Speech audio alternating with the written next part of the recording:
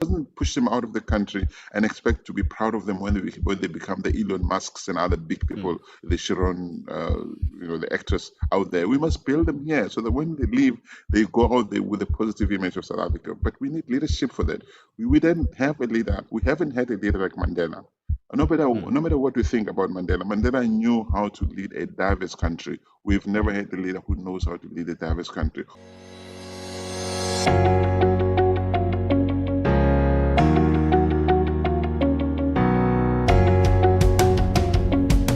Hi everyone, I'm Petrus and welcome to WorldView. WorldView is a podcast where we explore everyone's perspectives on all things that can broaden our worldview. If you've watched some of our content so far and liked it, please consider liking this video, subscribing, and donating on Patreon. Today we're talking with Solly Moeng. Solly has more than 20 years of experience in brand reputation management, including brand strategy development and management, as well as strategic communications. He successfully delivered projects for a number of international and South African brands. Solly, welcome to the show. Hi, Petrus. Thank you. I'm happy to be here. So we've had a lot of experts talking about a number of different political parties or topics and things that we'll actually discuss later on today. But you have a unique perspective on brand reputation and brand strategy management specifically. So just to start that off with, I would just like to know, what do you consider to be the good qualities of a brand? Well, I think every brand has to have four important things in my view. The one, it must have a vision. In other words, they must know where whoever manages the brand must know where they're taking the brand. It must have a set of values. If it's a country brand, it must have a constitution, of course, that's clear. It must have leadership, and when I say leadership, I'm saying there are qualities that come with being a leader. Not just anybody with a qualification can be a leader. You need to be ethically grounded. You need to lead the values from the front. You need to be balanced. You need to be armed with high levels of emotional intelligence. And if you come there with too much unresolved anger issues into any leadership position, or you have ego issues or self-esteem issues, you'll never be the right leader that's needed.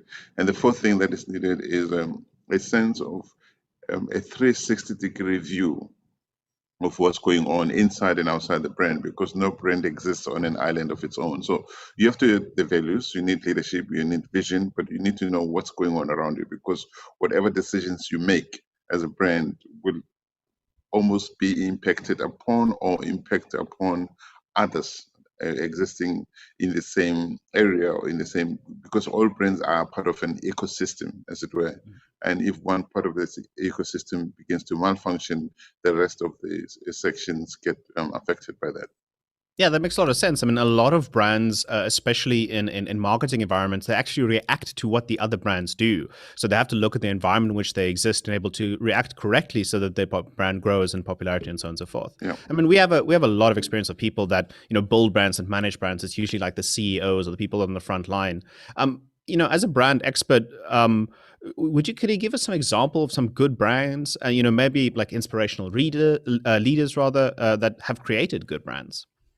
Well, I mean, there are many different kinds of brands. You have individual or person brands, you have country brands, you have corporate brands. There are quite a number. I mean, South Africa during Mandela was a good country brand, in my view. It was led by somebody who knew where he wanted to go, and he was very clear about that. He was also very clear about what was acceptable and what was not acceptable.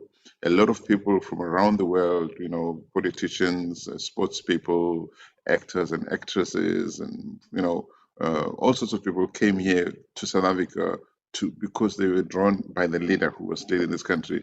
Many people forget that Richard Branson came to South Africa and started the Virgin Active brand, in South Africa, because of having been invited by Mandela. And we've never seen other leaders after Mandela being as attractive as he was. You also the leader, the founder of the Discovery Health brand, which is named Score. He also is a strong leader. People who work for him say good things about him. They're proud to work under him. He's values driven. He knows where he's taking the brand, but he also knows that his brand will not go to where he wants it to go without the community of employees and supporters. And of course, all brands can be criticized. I'm not saying it's perfect, but I think it's values driven.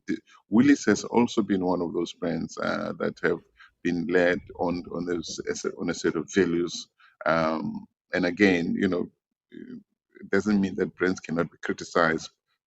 No brands will satisfy all of the people all of the time, but I think the fact that this leadership that says this is where we're going and this is what is acceptable, this is not what is not, this is what is not acceptable, and this is what we do. As this is important. This is what we do when the stuff that's not acceptable happens. There's got to be consequences. If there are no consequences for wrongdoing, then the brand get lost. And I mean, the consequences in some cases are quite severe. We'll talk about some scenarios where brands, manage the situation very poorly and that, almost destroy them to a degree. But I quickly just want to double back to something that you mentioned that was really interesting to me, where you said that there's different types of brands. There's the individual brand, there's corporate brands, there's country brands, and so on and so forth. I mean, you have brand leaders, for example, like Steve Jobs, that was phenomenal in creating this image of Apple technologies and their devices. But the man himself also had a reputation in terms of somebody that demanded a certain type of quality and might have been very difficult to work with. Just as a personal interest, the add-on question that I had myself: how does one reconcile the image between somebody who is so synonymous with their corporate brand but also has an individual brand? Well, I think when you have a very strong personal brand, in any case, as a leader, wherever you are, you need to be aware of the impact of your actions and your words on the people and around you. A lot of leaders fail to realize that when you're a leader, it means that people are looking up at you. No matter how friendly and accessible you are, you're the leader.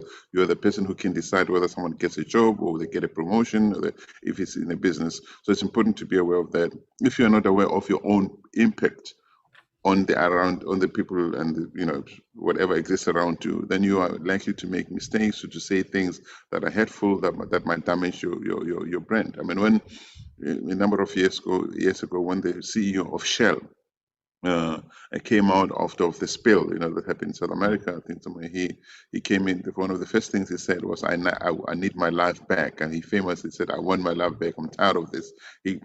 Fortunately, they got rid of him after that. So I think it's important to distinguish, first of all, to understand the power of your own brand, and to know how to separate your brand from the corporate brand that you work with. But it's important also to realize that people are watching you as a brand. And whatever you say, you need to be very clear whether it's going to impact on the other brand that's associated or other brands that are associated with you or not. And a lot of people fail to appreciate the association between their personal brand and the corporate or product or service brand that they are associated with.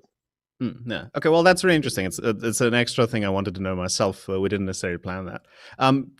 To focus a bit more on political brands, because it's something that, frankly, is almost, people have a choice on whether they care about a company or not. But in political scenarios, it's almost, in fact, impacting the whole country. So in this regard, there's a lot of questions about the different political parties we have in South Africa. So what perhaps do you think is wrong with the DA, the Democratic Alliance's brand? And what advice would you give them to improve their electoral performance?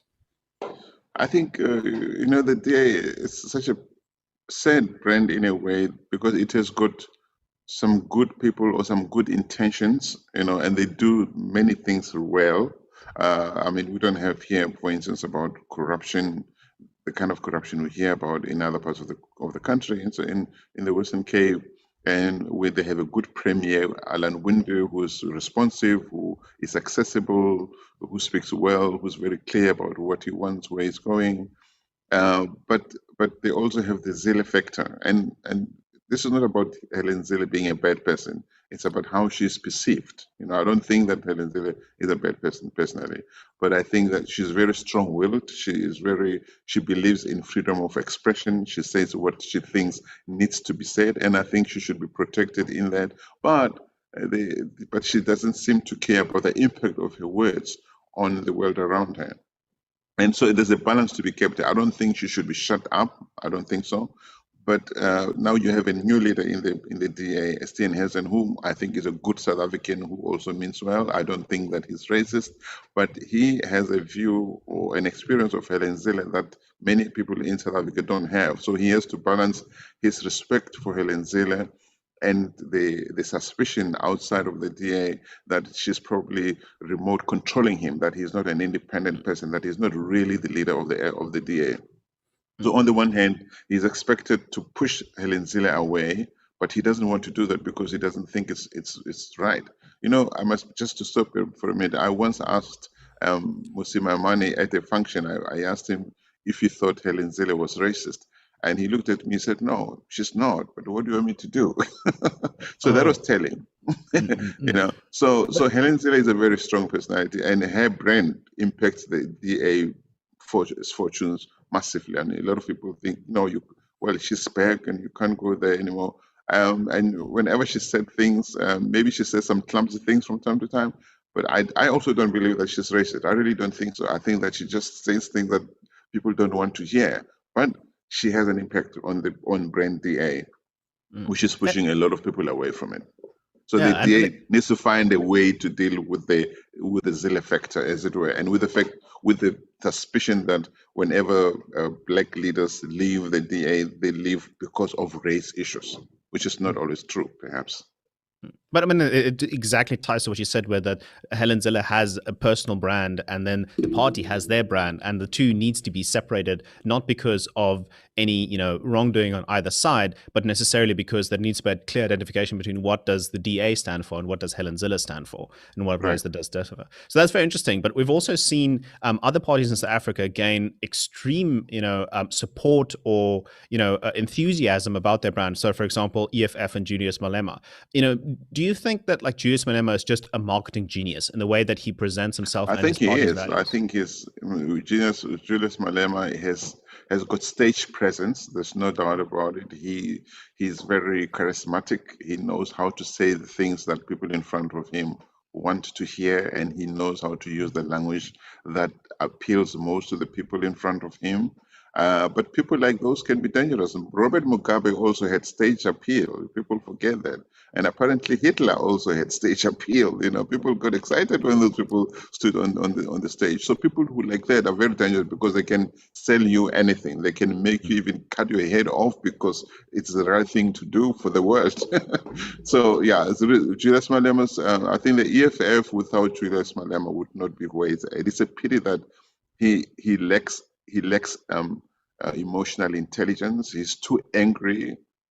I think that he has too many unresolved childhood issues that are making it hard for him to be potentially the leader that South Africa would need. There's no way that with the anger that he has, he can lead a country as diverse as South Africa, because there should never be room for winners take all. The minute you start in a country as painfully led in the past through division, you can't come in there and say and put any one group up above any other groups. We've got to come in here and say we all belong. We have to work together. Nonsense happened in the past, but we can't solve the problems of the past by repeating them, which is what he tries to do sometimes. Yeah, and I mean, I agree completely in the sense that he has his presence, which just inspires confidence in terms of what he says, regardless necessarily of the content. I know you've mentioned in a previous article that you wrote, saying that he's actually catering for the audience that's in front of him most of the time. Sometimes he was actually exactly contradicting what he said in a previous conference and another one, because he needs to cater to that specific community, and that specific community might not necessarily be related to the previous one he just talked to. But in that regard, what I wanted to know from you is, because we've seen these examples in history, you've mentioned a couple, like for example, Robert Mugabe, where somebody with extreme, leadership ability in terms of, the charismatic environment and so on and so forth, but it doesn't have necessarily the emotional intelligence or, the lack of anger and objectivity. Do you feel like this is something that could be solved in terms of getting, these people getting popularity again and again? Is this something that could be solved through brand education, or perhaps how could we educate people to not fall for this type of trap? I think civic education, we tend to think in South Africa that when you have a PhD, a master's degree, you can do many things correctly. And we've seen, for instance, through state capture, that many people who stole from us, especially in Transnet, in Eskom, SAA, those people had huge, very good, impressive qualifications, academic qualifications, but they lacked empathy. They lacked a sense of collective doing things for the collective good. They were driven by greed and all that. So I think that what is needed in South Africa is more civic education. People have to be taught not just how to do things so they can get a job, but how society functions. They need to be taught that as a society, any society is an ecosystem.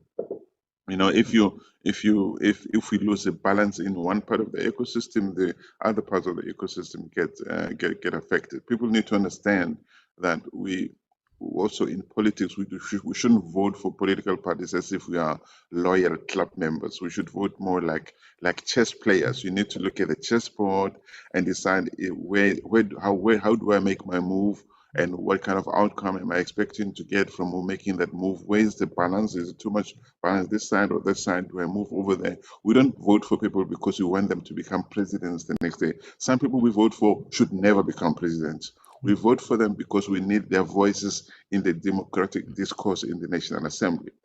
And a lot of people forget that.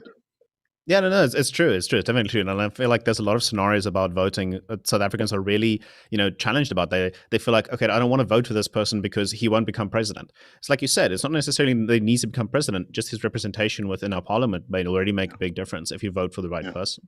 I want to quickly switch over a bit to corporate brands again.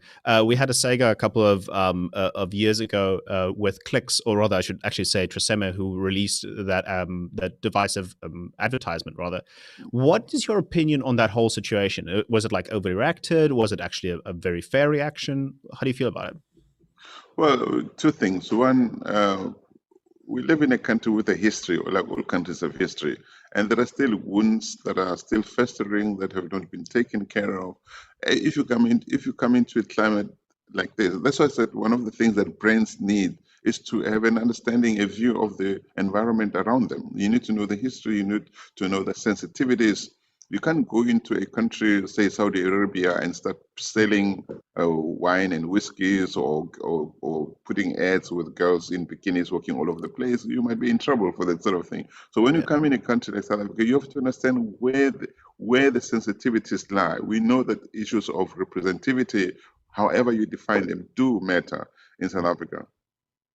But the thing is, a lot of brands make the mistake of thinking that having a black marketing manager or black CEO or black this and that is sufficient. It's not. And I've been in those environments where people think because we have the numbers, we make the quotas, it's fine.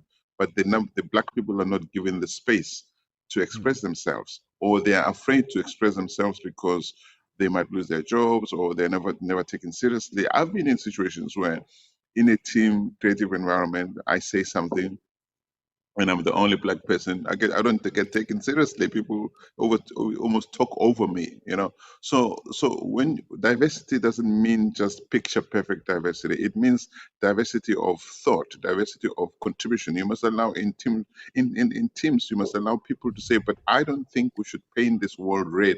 Let me tell you why I don't think we should paint it red. This is how people are most likely to respond to it if you paint it red.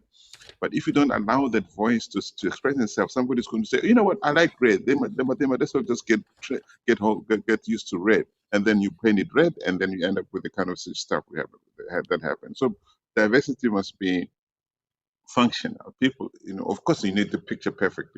It's great to have a team that has Muslims, blacks, women, people of different gays, lesbians, etc. The fact is, it's picture perfect, but it's also you get views from a diversity in a team that you would never get from people who look the same, who grew up the same, who grew up in the same silo. Because the truth is, in a country like South Africa, all of us grew up in a silo.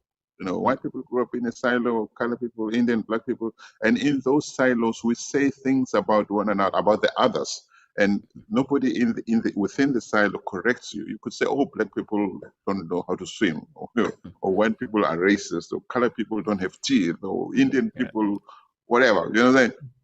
And then, but nobody, and then people around you just laugh, and they encourage you. And then one day you leave that silos to go and either study with or work with the people who've been saying those things again about. And then suddenly you say that thing without meaning to offend. But because nobody ever corrected you, nobody ever said it's wrong. You think, yeah, it's okay, it's the right thing to say. You say it in the wrong space, and the pushback comes back really hard. and then you're seen as racist, you might not necessarily be racist. Not everybody who offends you means to offend you. Some people just say things that where they grew up in and were or socialized in were normal to say. I grew up, and I give you one example. I grew up in Diepkloof, Soweto, and where I grew up, we refer to Indian people as Makula. It's a Sotho name for Indian. There's no insult in it. It's just how you call Indians. Like you say, white people call the Khoa and then I learned years later, I learned that actually they don't like to be called Makula. It's an insult, but it's like, but come on. My first, it's just a instinct name from was, your it's perspective. just a name. They must grow up. It's just a name. But then I had to turn around and say, wait a minute. They don't like to be called that. I have to respect that they don't like to be called that, and I stopped calling them that because they don't like it. Okay. Yeah. So you have to have that sense of understanding of how it impacts on the other side. Yeah, the by interacting with people with different perspectives, you gain an understanding for what that means that you previously, whether it's intentional or not, wouldn't have had. And in creating those environments where that happens is just leading us as a community. Because I mean, in a lot of scenarios, what happens is that people from a certain silo go to university or they go to a different type of educational environment that's away from their silo, and then they gain perspective, and then they go back to their homes, and then they kind of, just at the very least, they have a new perspective on the way to do things, and then they perhaps might say to the same scenario that happened previously, they go like, those people actually don't really like to be called, X name or whatever. Maybe we should just keep that in mind next time we talk to them. And that type of understanding is something that those people might have never had before. So that's a very cool perspective. So anyway, I want to continue. Can you help us? Sorry, of course. But to the point you just made, the problem is that not each time that person returns to the silo to correct people is it taken correctly. A lot of times the person comes out from outside the silo to say, guys, actually this thing that we're doing here is not accepted out there. And then there's pushback in the silo. It's all nonsense, why are you becoming like them? We see a lot of that too.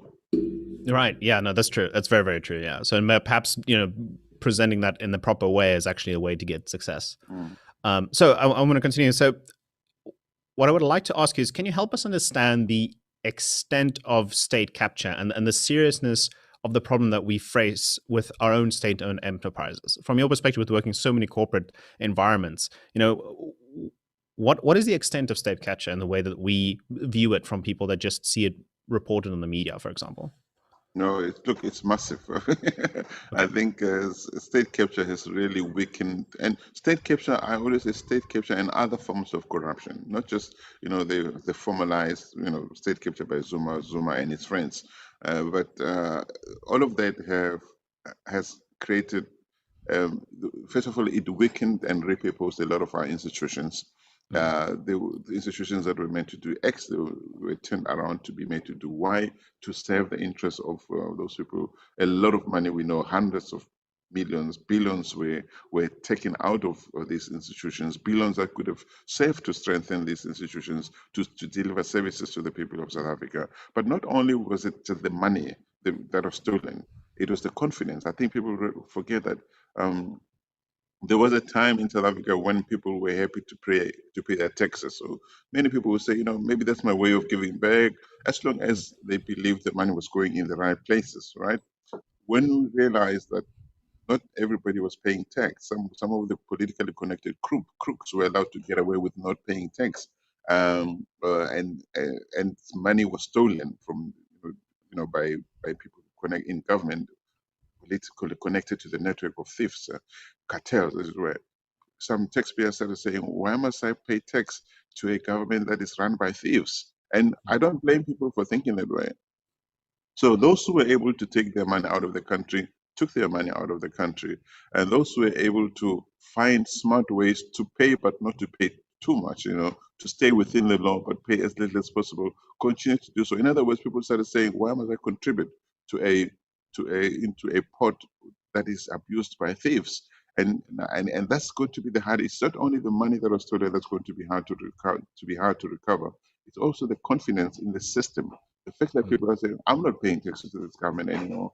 As I said, some of those who could, so the tax base is going to become smaller and smaller and smaller, to the point where South Africa, which for more than 20 years, did not want to borrow money from the IMF and the World Bank, had to tuck its tail between its legs and go and get loans from the IMF, from the World Bank, from the New Development Bank that's controlled by the BRICS.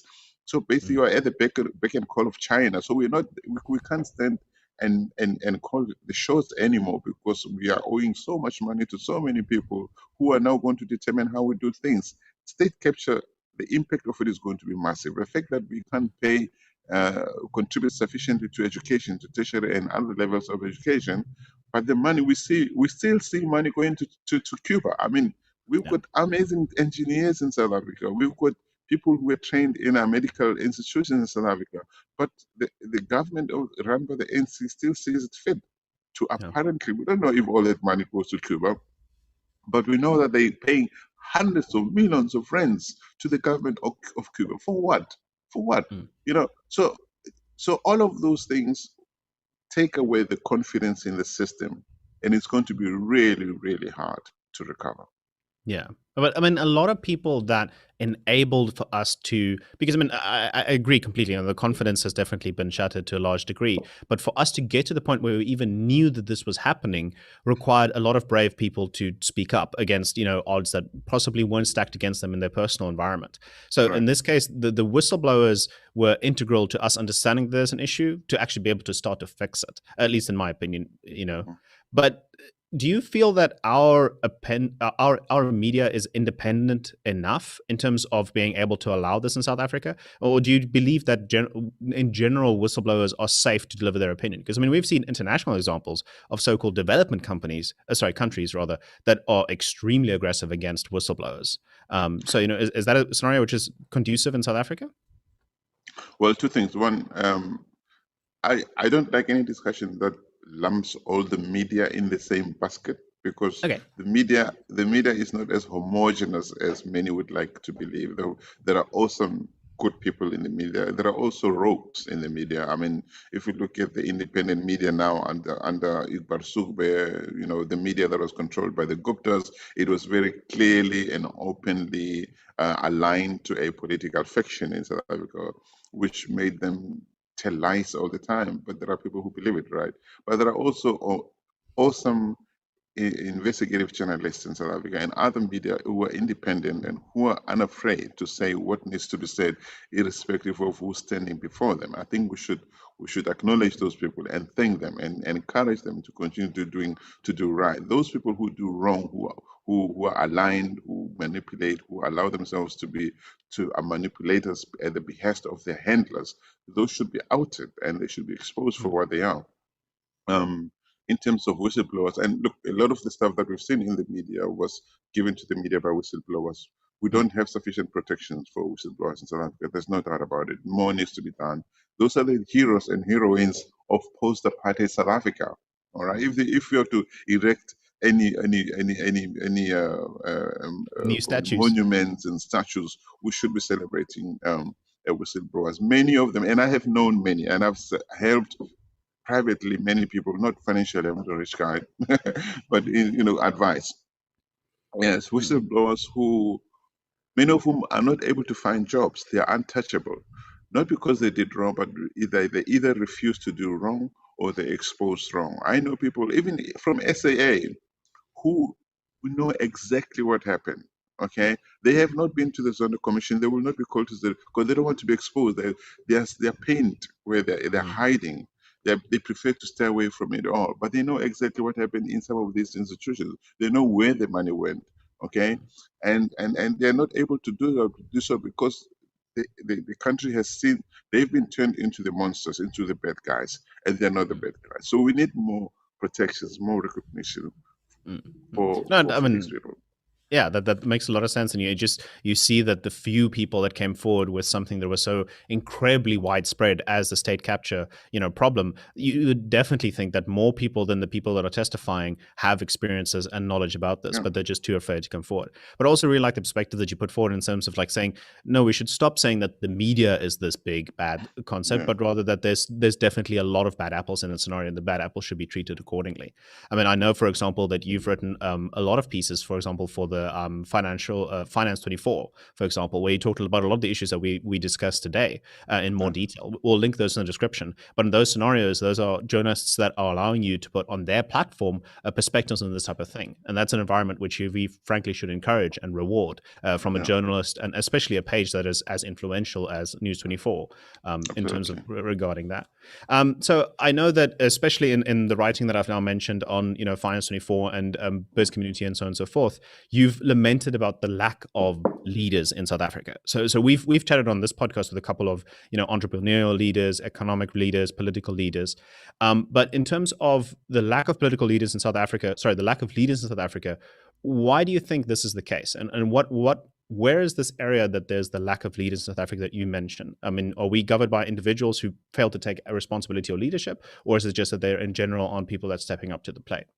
Well, maybe because we haven't agreed on what it means to be a leader in the first place, and that's a problem. So people think that when you appoint me a leader of a team, I'm therefore a leader. But what does it really mean to be a leader? So there's a difference between being designated a leader and being a leader.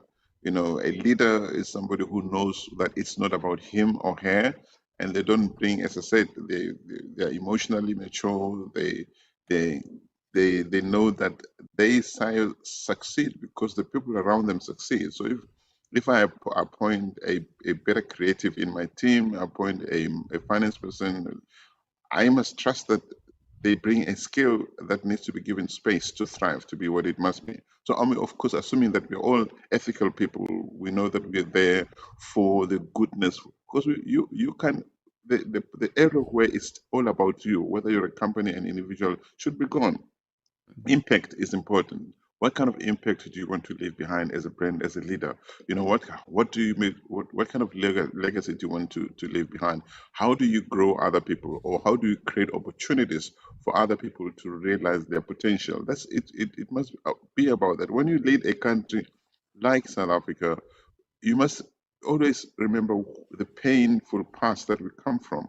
And as a leader of South Africa, like Ramaphosa is today, he's been given an opportunity to move this country as far away from that painful past as possible, and as closer as possible to the ideal, that Nelson Mandela spoke about, right? To the vision, to the realization of a South Africa where your skin color doesn't matter anymore, where what matters is your character and your contribution, what you really do for the common good. But we're not there yet. So in South Africa, we put people in leadership positions because they have PhDs or master's degrees, but they have no sense of history. They have no sense of their own impact or the impact of what they do and what they say on their surroundings, on the people around them. And that's a problem. So what is leadership, really? Maybe we have to have that conversation. Yeah, it's a good conversation. I think it's the most important one to have with an extremely diverse number of people, because the diversity of the people that you're going to manage in South Africa are going to be the people that are going to be led by these leaders. So perhaps building that perspective, that good definition is the first step. I really, really like that perspective, because it takes it back. Instead of like just talking about something, you have to think about what you're going to talk about. So that's very important as well. I'm in the fortunate position where I have a lot of contact with people that are international, and there's a definite perspective on South Africa, and what's happening here, that sometimes I have to tell them is just blatantly not true in a lot of cases, But in some cases, that I understand that the experience that they have comes from a place of concern and of the news that they get.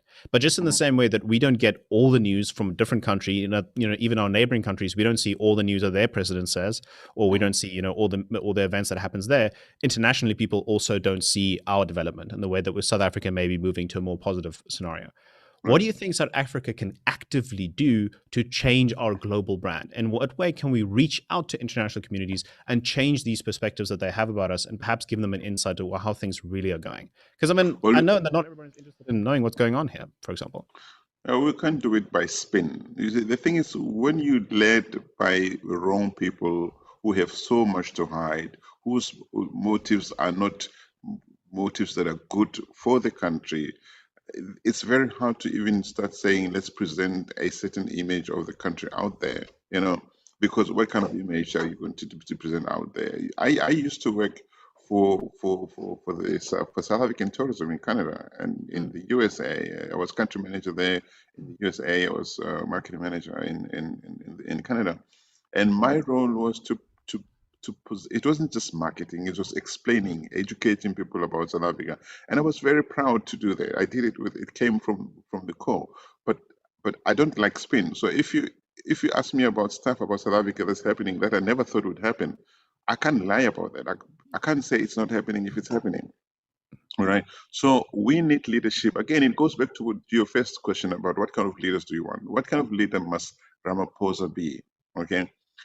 Ramaphosa must be the kind of leader who's able to say, no, that's not acceptable when something happens, even in his party, anywhere in South Africa. When a leader of the ANC in KwaZulu-Natal or Mpumalanga steals, Ramaphosa must be the first one to say, that's not acceptable. We can't have that.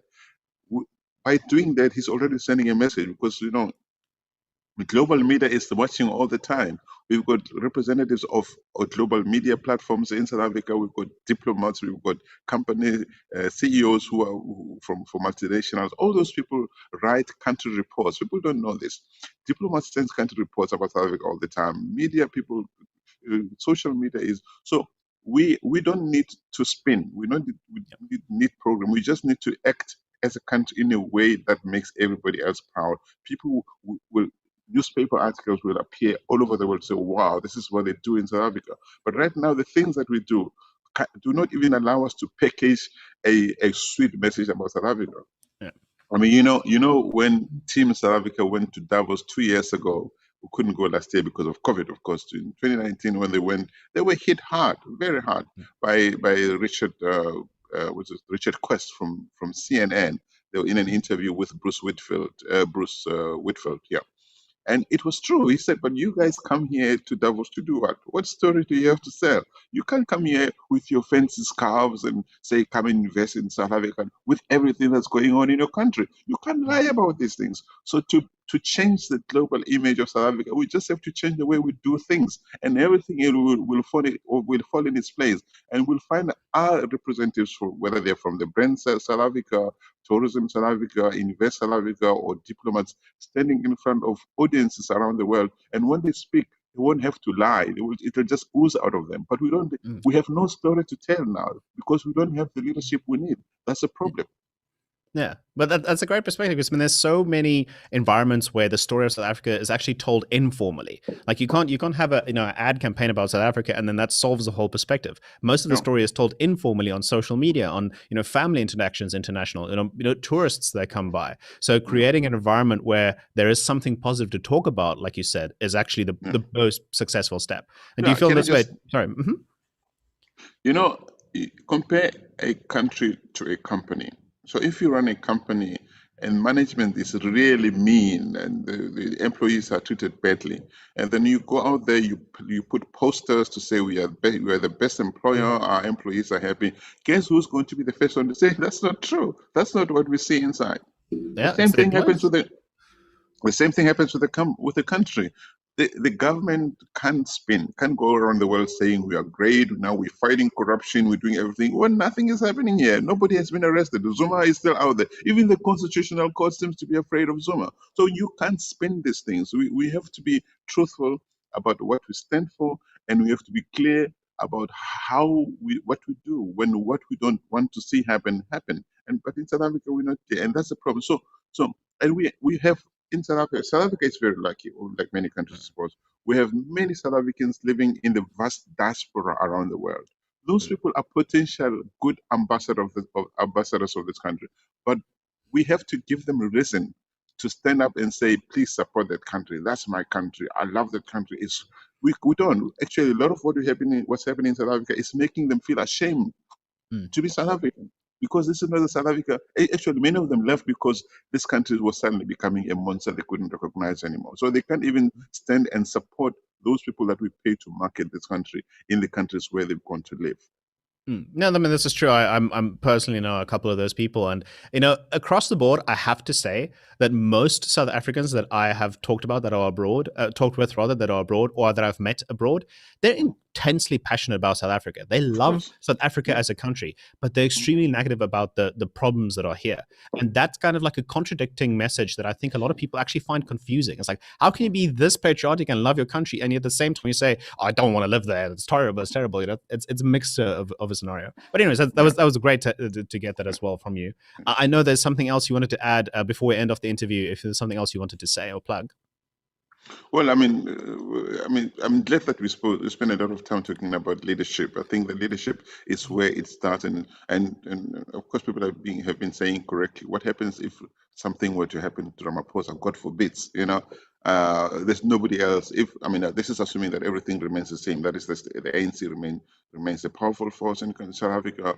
Who is going to take over? There is not a single person in the ANC whom we can trust to hold this country together. People must realize that no matter how angry you are, how much you scream, if you want to lead South Africa, you have to first acknowledge that we are a diverse country, will always be a diverse country, and no South African child must be left behind, irrespective of their skin color. No, we must build people. We mustn't push them out of the country and expect to be proud of them when they become the Elon Musks and other big people, the Sharon, the actress out there. We must build them here so that when they leave, they go out there with a positive image of South Africa. But we need leadership for that.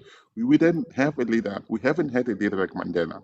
No matter what we think about Mandela, Mandela knew how to lead a diverse country. We've never had a leader who knows how to lead a diverse country, who doesn't speak ill against anybody of us, but who will speak ill against individuals, irrespective of what those individuals do. That's what we need. No, I agree completely. I mean, it's just like you said, we have these people that go internationally, and they're most known for the fact that they don't really like South Africa. So, that's an environment where we need to create these people that go outside and they're positive about it. So, thank you so much for sharing that message. I just want to say thank you so much. It's been a very, very, very interesting discussion. I think we talked about some Thank really you. interesting I and cool enjoyed it too. topics.